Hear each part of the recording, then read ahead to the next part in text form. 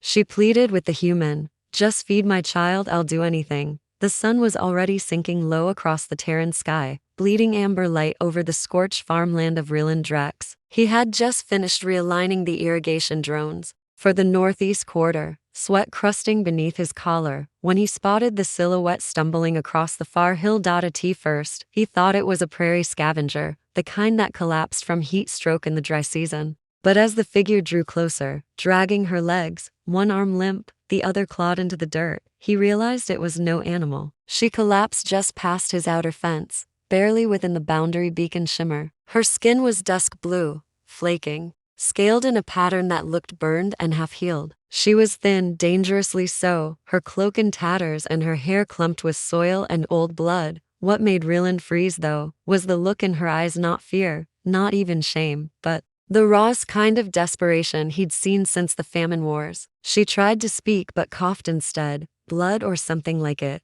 dark and viscous. Still, she pushed herself up onto shaking knees and looked at him like the universe had narrowed to this one final plea. Her voice rasped like broken glass across metal. Please, she said, blinking tears she clearly didn't want to show. Feed me. I'll work for free. I'll die in your fields if I must, but just not today. Ryland didn't move at first. He'd seen things wander up from the outer barren before: criminals, beggars, runaway conscripts. Usually you handed them a canteen and let them be the desert's business. But there was something different about her, something fierce beneath the desperation, like a blade dulled but not broken. He reached into his satchel and tossed her a ration. Pack, watching as she tore it open with shaking fingers and ate like she hadn't had real food in weeks. Still without a word, he pointed to the barn behind him. She understood. She stood, barely, and staggered toward it, each step a war. He followed slowly, not out of suspicion but curiosity. She could barely breathe, and yet she moved like someone who still had debts to repay, even if no one was asking. That night she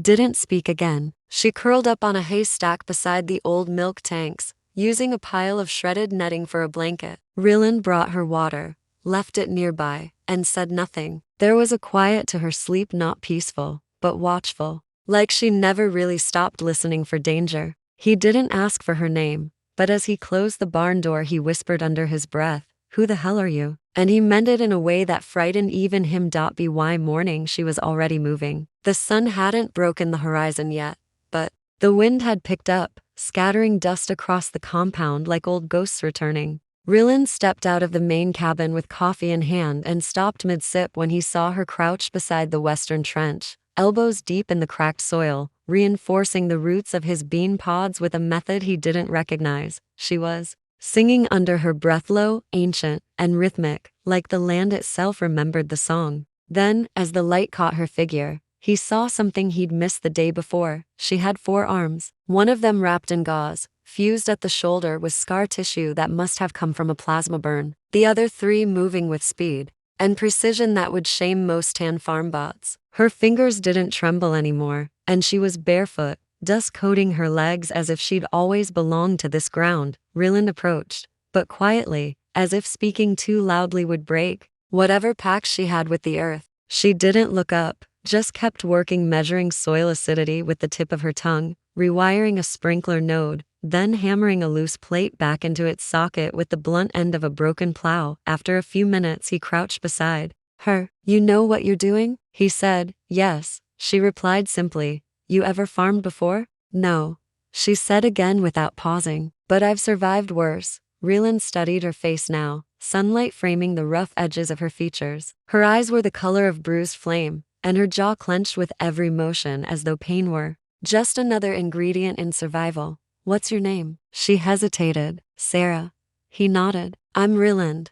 And that was it. No long stories, no details exchanged, just the names of 2 people too tired to lie. By noon she'd repaired his east fence, rerouted 3 drones, and used scrap metal to forge a new tiller head. He offered her more rations, and this time she sat under the old silo and ate with slow, deliberate focus. No words passed between them, none were needed. But late that night, after Ryland had retreated to his cabin and Sarah had returned to her corner of the barn, he lay awake longer than usual, thinking about the hands that turned soil like they'd always belonged there, and the woman who crawled out of the dust not to be saved, but to offer something before she fell apart.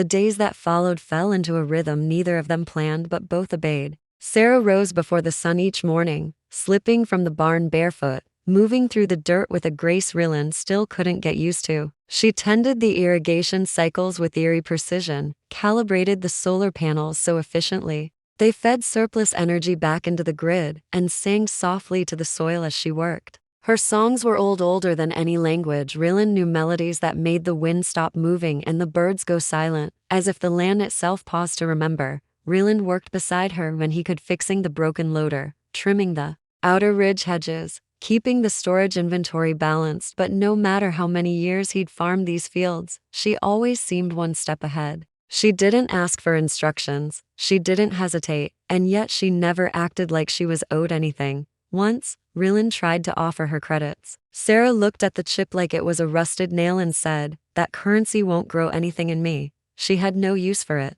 What she needed was something far rarer: place, purpose, presence. The village, however, wasn't so easy to sway. By the end of the week, word had reached the other farms, and old heads began whispering. Ryland heard it first from Ed Clay, the supply trader. "That thing sleeping in your barn, they say she's a plasma-born, genetically etched, meant for killing, not planting." Ryland didn't argue. He just loaded his grain sacks and walked off. But the whispers continued. She was dangerous, untouchable, modified, burned. Someone's former weapon. No one knew what her scars meant or how she could disarm a fence system with a single glance, and that frightened them. Sarah knew they talked, she always did. The way her shoulders tensed when they passed town, the way she avoided crowds, even the way she smiled only when no one was looking. One evening, as the horizon flared gold behind a cloud of pollen, she and Ryland sat beneath the water tower after a long day. Her arms were coated in rust from replacing an old turbine. One hand was bruised from a fall,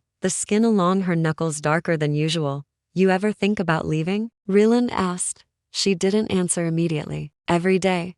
He looked over at her. "Then why stay?" She stared at the horizon, that fire glow in her irises flickering. "Because this place doesn't ask me to be more than what I already am. Because when I walk these rows, the soil doesn't flinch." Ryland leaned back against the tower, letting silence settle between them. "I'm glad you stayed." Sarah blinked. Something in her expression shifted, not softened, but steadied. "Me too," she whispered, and for the first time it didn't sound like survival. It sounded like trust. 3 weeks later, the storm came, not the gentle Terran rains that crept across the farmland in soft waves, but a full-scale northern system. Born in the frozen mountain craters and armed with wind sharp enough to flay skin from steel, Ryland had seen it coming on the radar but hoped it would miss them by a few degrees. It didn't, and when it finally arrived, it screamed. The early winds tore down the greenhouse dome before they could finish bolting it. Sarah had seen the shatter before he did and ran faster than logic, faster than thought. She braced the frame,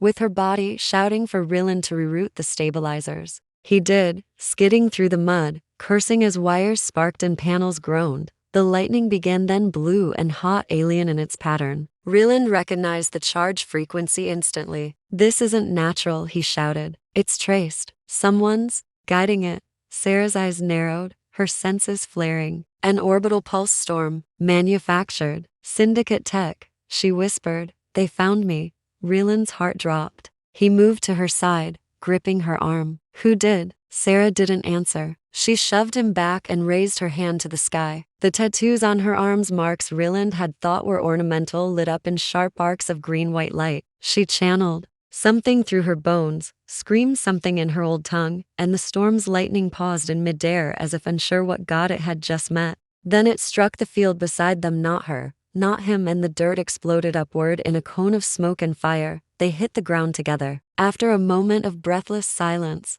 Ryland rolled onto his side and coughed. "You want to explain that?" Sarah lay still for a second, then turned to him, eyes full of rain and apology. "I was grown in a lab on Virex 9, genetically sculpted to control energy. I escaped before they could sell me off. I didn't think they'd still be hunting me." Ryland didn't flinch. "Well," he muttered, "next time warn me before you duel a damn lightning bolt." Despite everything, she laughed, a real laugh, rough and wild and cracked by the storm. It echoed through the valley like thunder made soft. They barely made it to the cabin before the next wave hit. But that night, for the first time, Sarah slept inside on the cot beside the hearth, her limbs twitching in uneasy dreams. Rylan sat by the window, rifle across his lap, watching the storm burn itself out. And though he wouldn't say it aloud yet, he already knew one thing deep in his bones. She was no stranger anymore. She was his beginning. The storm passed. But what it unearthed left neither of them the same. Days of silence followed, not because they didn't want to speak, but because too much had been said in the lightning. Ryland went back to mending the northern fence, half burnt from the strike, while Sarah rebuilt the greenhouse with reinforced plating salvaged from the storm-damaged barn roof. Neither asked for help, neither needed to, yet they moved around each other like gravity had quietly shifted and brought their orbits closer. Sarah no longer retreated to the barn. She slept on the cot now, sharing meals across from him at the metal table in the cabin, every glance between them heavier than the last. Ryland noticed things he hadn't before, the way her hands moved in synchronized intent, her hums while she cooked, the smile she tried not to show when she wiped grease from his cheek without asking. And she noticed his quiet, the silence that wasn't cold but gentle, like he was giving her room to breathe in a galaxy that had tried to choke her. When spring hit the valley, the land responded not just with crops but with color. Flowers bloomed along the ridgelines where nothing had dared grow for decades. The villagers said it was coincidence, a freak weather bloom. Ryland said nothing but watched as Sarah's hands brushed the soil and left glowing fingerprints of growth behind. One afternoon she stood beneath the sun in her bare feet and asked him plainly, "Do you know what you've done?" He wiped his brow with a rag and looked up. "Fixed the pump valves?" She shook her head slowly, solemnly, then smiled so softly it nearly shattered him. "You made me stop running." That night she cooked her own dish for the first time, something from her homeworld, spiced with heat and scent he couldn't name but never wanted to forget. They ate on the porch, watching the stars blink into view. Ryland leaned back, arms behind his head. "So if you're not running anymore, what are you doing here?" Sarah looked at him, moonlight catching the edges of her face. "Planting myself." He didn't reply. He just reached out, took one of her lower hands, and held it firm, warm, and without hesitation. 2 months after the storm, the syndicate returned, but not as lightning or drone storms. This time it was a scout, a single rider in a chrome suit on a grab cycle that hissed like a serpent across the dry earth, kicking up spirals of dust that reached the farmhouse like a warning carried on wind. Ryland spotted the figure first and told Sarah only with a look. She nodded, and something inside her hardened, not out of fear, but clarity. The scout parked at the gate, visor opaque and gloved hands to still. "We're not here for war," the figure called out, voice modulated but unmistakably male. "We want the asset returned, that's all." Ryland stepped forward, shotgun in hand but not raised. "She's not an asset," he said, voice sharp enough to crack steel. "She's a person." The scout tilted his head. "Doesn't change what she was made for." Sarah walked out beside Ryland, no armor, no weapon, only the weight of her history clinging to her shoulders. "And yet, I became something else," she said. "He let me."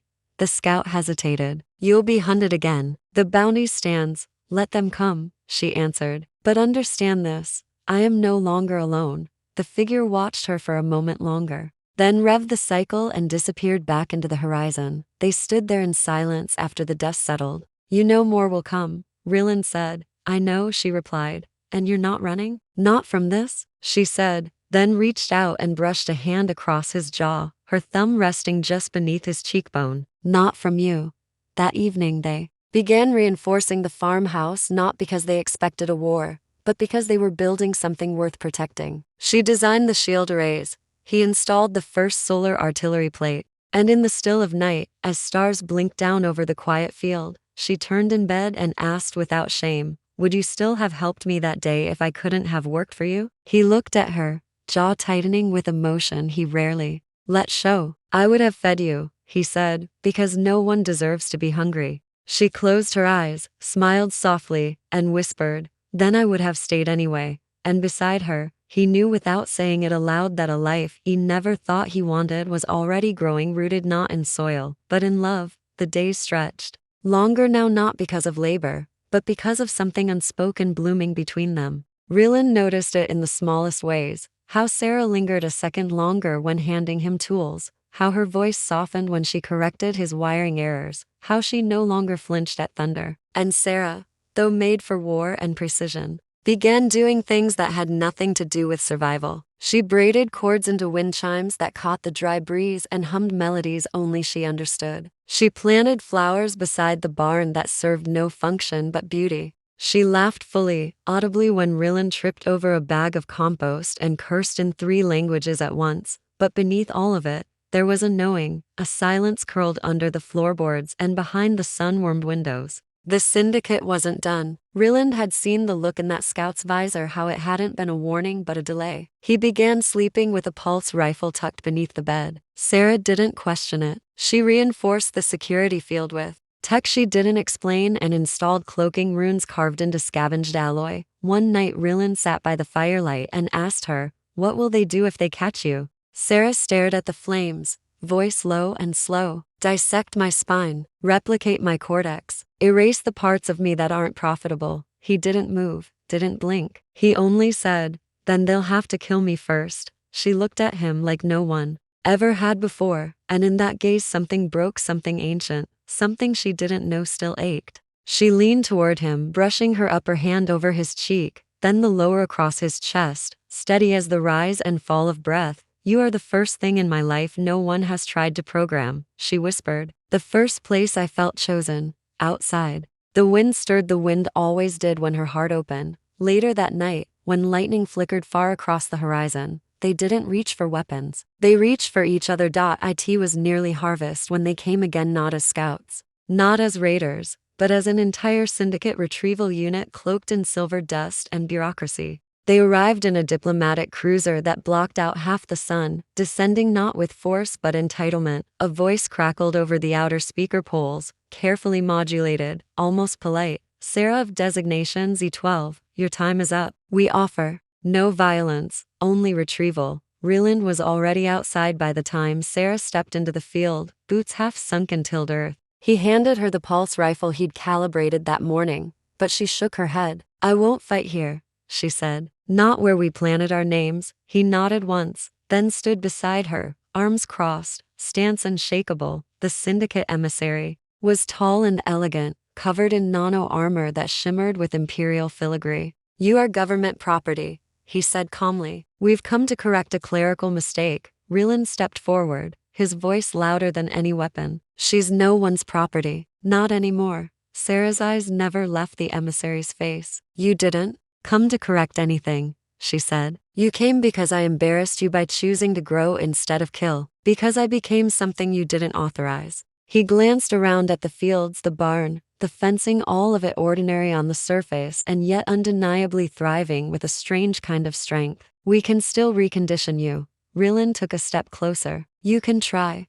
What followed wasn't war, but a reckoning. Sarah stepped forward, pulled something from her belt, a seed. Not a weapon, not a bomb. A seed encoded with her DNA, with her voice print, with her past. She planted it into the dirt at her feet and whispered a single word. The ground pulsed once, then again, and a low hum began vibrating across the compound. Every system she'd touched, the drones, the fence relays, even the silo lights, came to life, not as defenses but witnesses. They flared and locked the field in a shimmering dome of data, a living archive. She raised her hands, all 4 of them, palms out. "This is my life now," she said. "Planted, claimed, loved." The emissary hesitated, then turned. "We'll report your choice," he said coldly, "but it will bring more."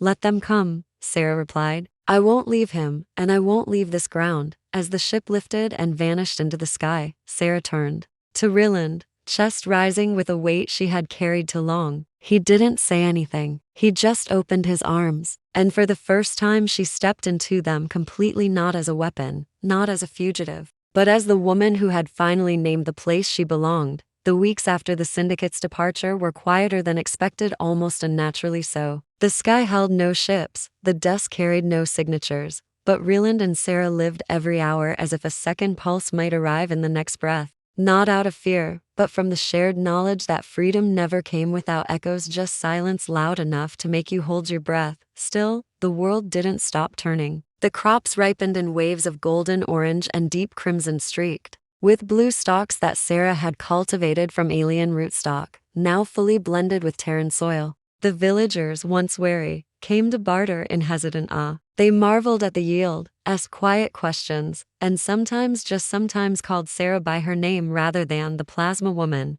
One morning, a child approached her with wide eyes and a sticky, dirt-smeared hand. "Are you a queen?" she asked, blinking up at Sarah's scarred but radiant face. Sarah crouched to meet her gaze, the shadows of her forearms framing her like a living statue. "No," she said softly. "I'm the gardener." The child smiled and ran back to her mother, who nodded awkwardly in Sarah's direction. It wasn't much, but it was a beginning. Ryland watched these changes like a man afraid to exhale, afraid it might all vanish. But Sarah never looked back toward the stars. She only looked down into the soil, into the roots, into the morning light refracting off solar panels she had fixed with her bare hands. One night, when the sky glowed silver with a passing comet, Ryland asked her, "If they come back in force, will you still stay?" She was barefoot on the porch, curled in his coat, sipping tea he made for her every night now. She didn't hesitate. "Even if the sky falls in fire, this place is mine, not because I claimed it, but because you let me be here." He took her hand in his and whispered, "Then we'll make it theirs too. Our future kids, our strange little hybrid vines, everything." Sarah laughed, then a wild, warm sound that rose like the wind through wheat. And for the first time since she'd fallen bleeding at his border, she felt something terrifyingly new: hope. They never heard the ships arrive, no warning lights, no sonic boom, just a quiet hum in the sky that was swallowed by the wind until a shadow fell across the northern field. It wasn't the Syndicate. It was a vessel older than anything Ryland had ever seen, carved from obsidian alloy and painted in the ashes of extinct stars. Sarah knew it instantly. Her jaw tightened. "The archivists," she said. "I didn't think they still existed." He looked at her, rifle already in hand. "What do they want? To see if I am myth or memory." When the ramp opened, no weapons appeared, only a figure in a cloak that shimmered like oil in water, holding a relic. Not a gun, not a device, but a branch, a flowering branch with petals, from a tree that only grew on Virax 9, the world that had once forged Sarah in its underground vats. The figure bowed, not to Ryland, but to her. "C12 has bloomed," he said. "The Syndicate called you rogue, but you have rooted, and the galaxy listens." Sarah stood tall, all for hands now marked with calluses and sun scars and tiny cuts from farm work, not battle wounds, but life wounds. "I am no longer Z12, she said. "I am Sarah Drex, of this soil, of this man." Ryland didn't react outwardly, but his chest filled with something bigger than breath. The archivist nodded once. "Then we shall record this, the first hybrid sanctuary, the first freedom that was planted, not taken." They left with nothing but memory, no scans, no threats, no demands, just acknowledgement. And when they were gone, Ryland pulled her close. "Beneath the evening stars, Drex?" he asked, raising a brow. She smirked. "You feed a woman, give her a home, survive lightning and near genocide together. What else do you expect?" He kissed her before he could respond. That autumn, the fields gave more fruit than ever recorded. But what mattered most wasn't what grew from the ground, but what had grown in her heart, a place she no longer had to defend with violence because it defended her back with love. And beneath the barn eaves, a nameplate was hammered into the soil: Sarah Dreck's first seed, forever free.